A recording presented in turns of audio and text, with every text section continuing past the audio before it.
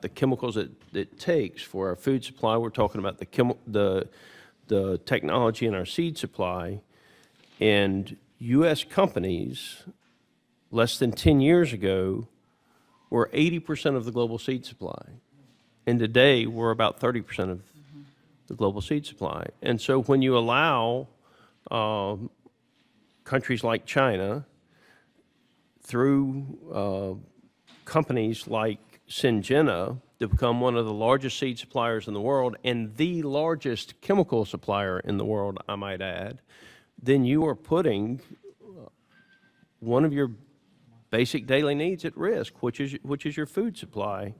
And so, Governor, I want to commend you for being aggressive with that. I think that it is way past time we be aggressive with China. They are not an economic competitor anymore. They are an adversary, and you know, we have to acknowledge that. And if tariffs are what it takes to bring manufacturing back not just to the United States and to the Western Hemisphere, then that's just part of what it's going to take for us to have self-control over our basic necessities.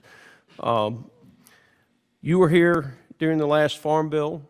One of the big discussions that we have asked for help for and not been able to get it from many of my colleagues on the other side of the aisle is an increase in reference prices.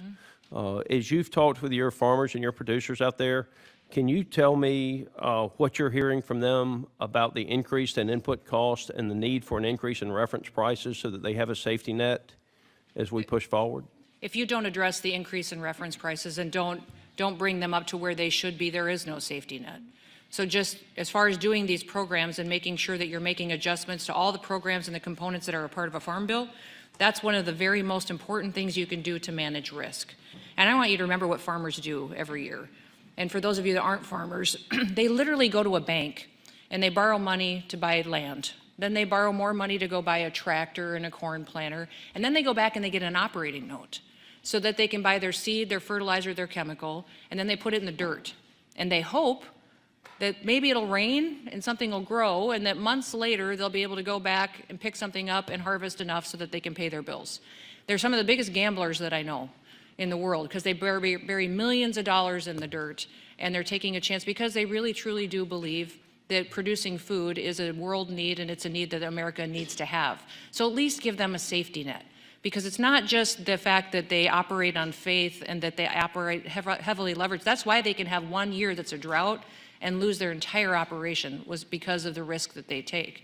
But increasing those reference prices is critical to them to give them a safety net that even works and functions to get them through a situation like that. And that's why I've always talked about the Farm Bill as our national food policy. It's because we decided as a country it was important that we always feed ourselves, that we don't depend on another country to feed us.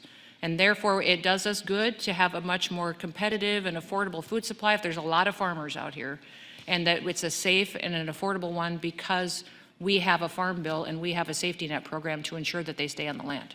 Well, let me say thank you for your testimony. I appreciate you and the type of member that you were when you were here, and the governor you've been.